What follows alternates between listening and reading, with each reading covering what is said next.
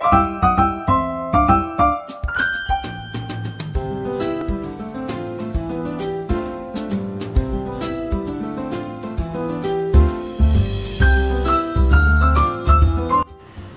kasih siap tumbuh kembang luar biasa. Selamat pagi anak-anak. Apa kabar hari ini? Masih ngantuk? Tidak ya. Semangat seperti Miss Hani yang bertemu dengan kalian. Anak-anak, sebelum mulai kita berdoa dulu yuk. Dalam nama Bapa dan Putra dan Roh Kudus. Amin. Ya Tuhan, berkatilah kami dalam belajar hari ini. Amin. Dalam nama Bapa dan Putra dan Roh Kudus. Amin. Anak-anak, kalau kemarin kita sudah belajar tentang polusi air, polusi udara, hari ini kita akan belajar tentang apa ya dengan Miss Hani? Hari ini kita akan belajar tentang pencemaran laut. Pencemaran laut itu apa ya?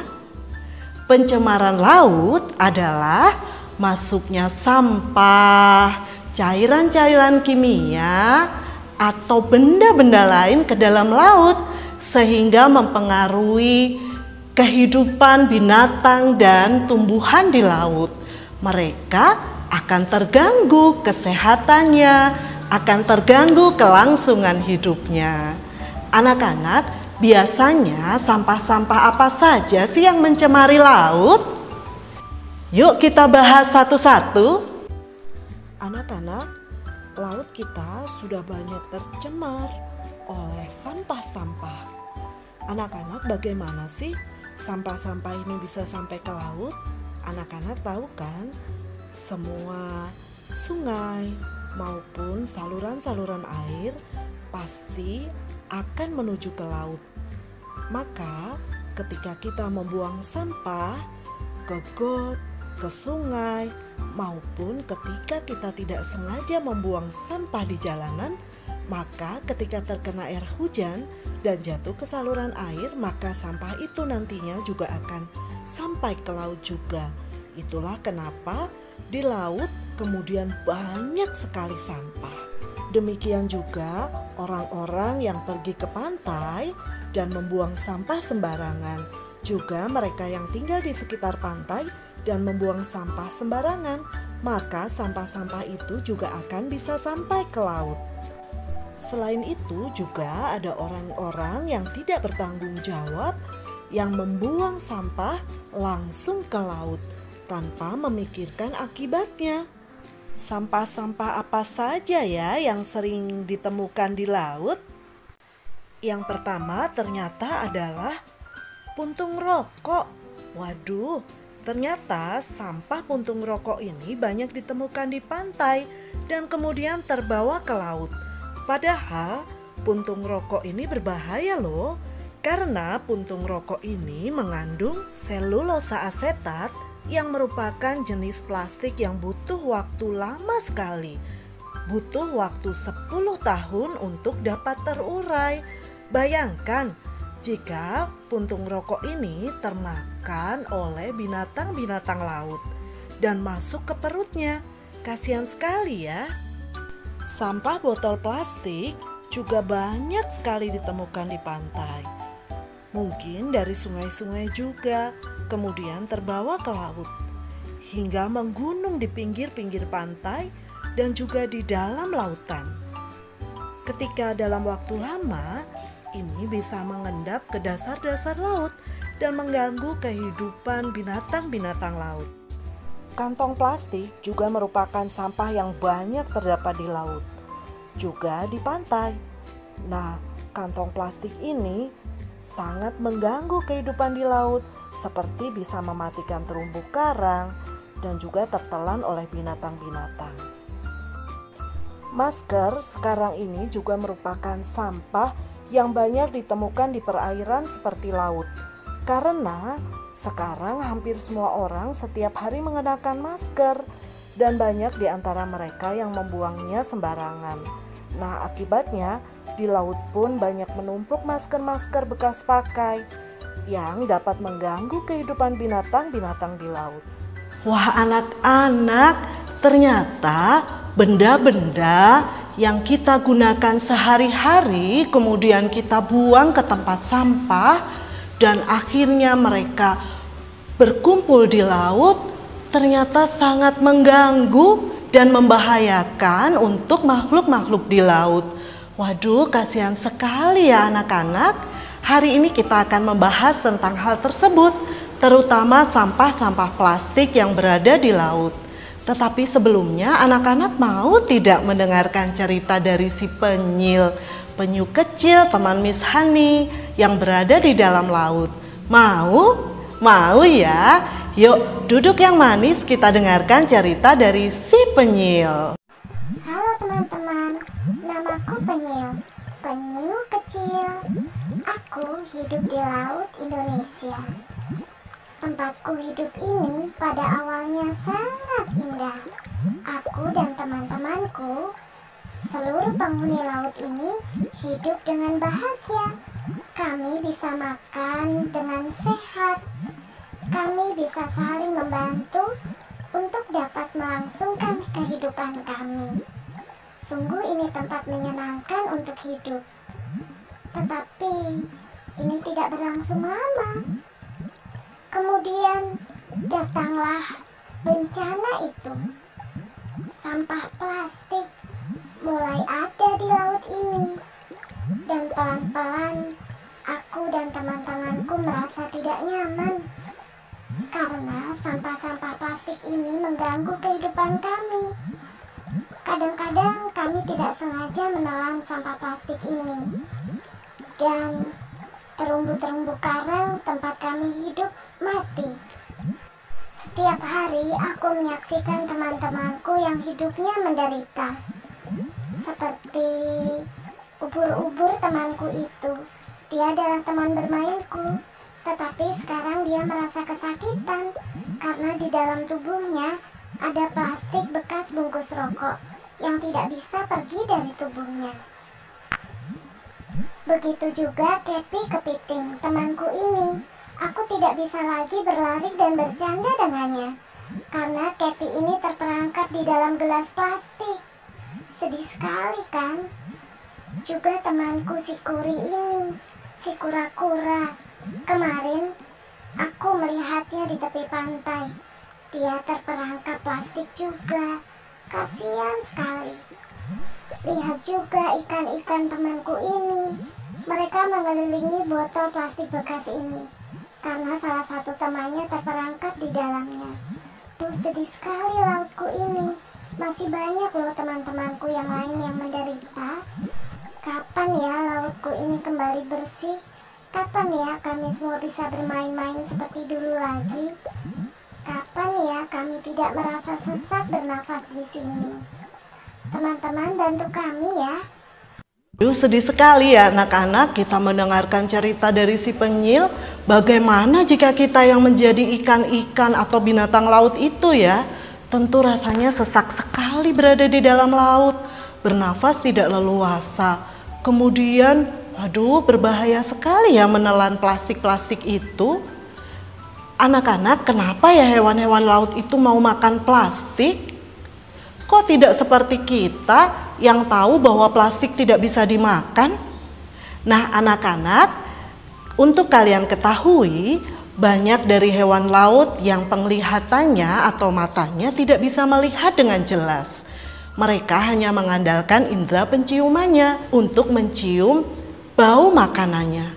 Nah anak-anak, plastik yang sudah berada di dalam laut itu akan terselimuti oleh mikroba yang bernama plastisper. Plastik-plastik yang tertutup oleh mikroba ini akan terasa licin dan berbau, juga berasa seperti makanan ikan. Maka ikan-ikan seringkali tertipu dan yang dimakan adalah plastik tersebut. Duh, kasihan ya plastik masuk ke dalam perut binatang-binatang laut ini.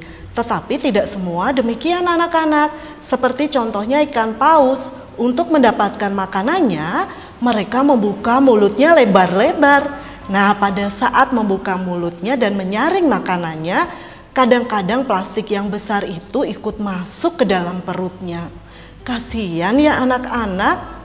Anak-anak, sampah-sampah plastik yang berada sangat lama di dalam laut, lama-lama akan terurai menjadi ukuran-ukuran yang sangat kecil. Jika ukurannya mencapai 5 mm, maka akan disebut dengan mikroplastik.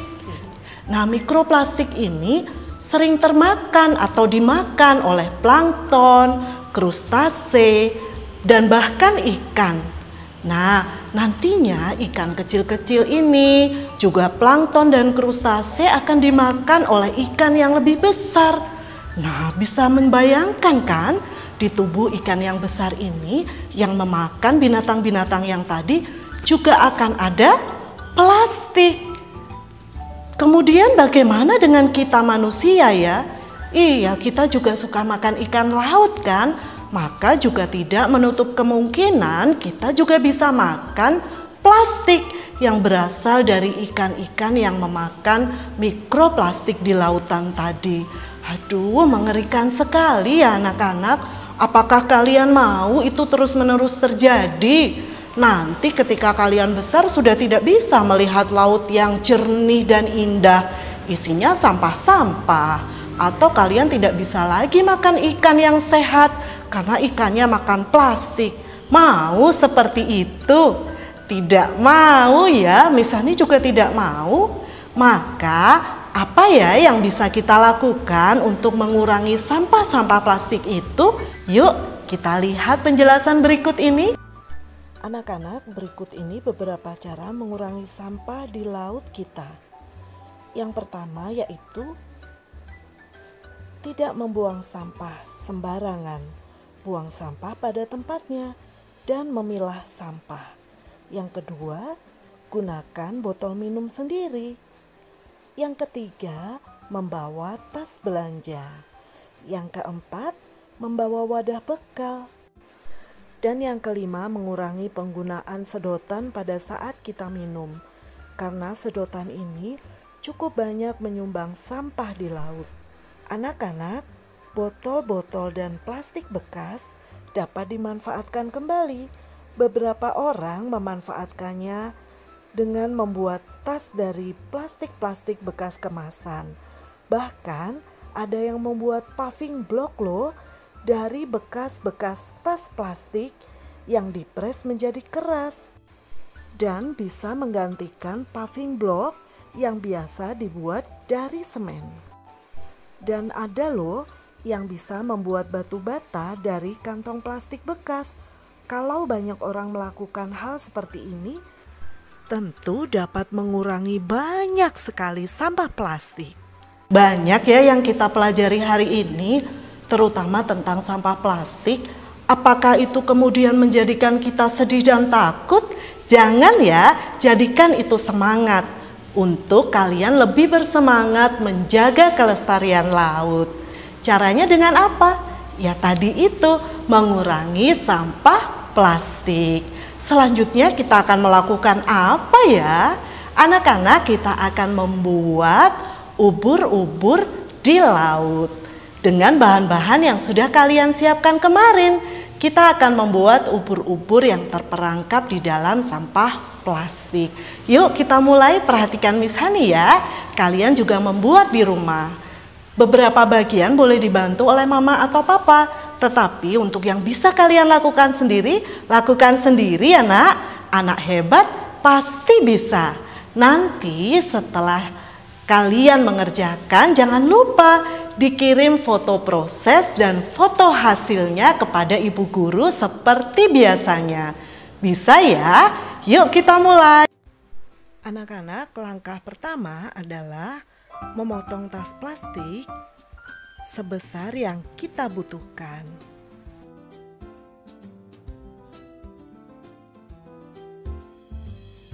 Selanjutnya, anak-anak membuat lingkaran. Jika mulut botol air mineral yang kalian miliki tidak terlalu besar, maka kalian membuat lingkarannya juga kecil saja ya. Nanti ubur-uburnya tidak cukup untuk masuk ke mulut botol. Selanjutnya, siapkan gelas untuk memudahkan kalian saat harus mengisi air untuk badan ubur-ubur.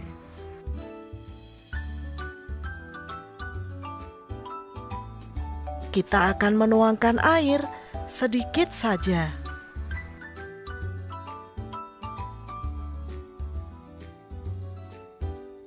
Lisani akan meneteskan pewarna biru. Kalau di rumah kalian tidak memiliki pewarna biru, tidak apa-apa ya nak. Ubur-ubur kalian akan berwarna transparan seperti warna air.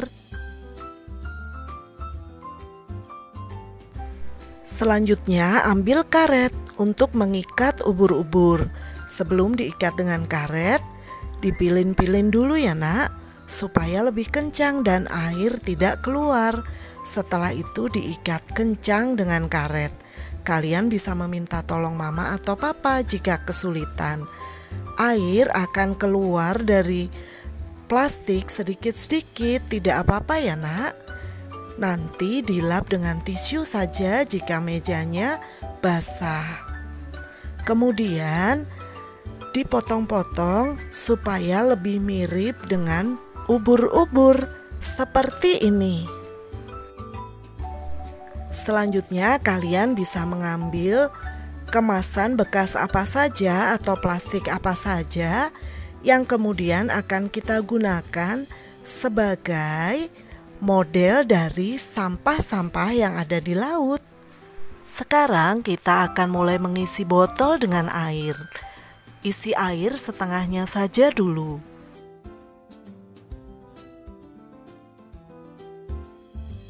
Kemudian kita akan meneteskan pewarna biru. Sekali lagi, jika kalian tidak memiliki, tidak apa-apa ya nak. Masukkan ubur-uburnya pelan-pelan saja supaya tidak pecah. Setelah memasukkan ubur-ubur, kita masukkan sampah-sampahnya.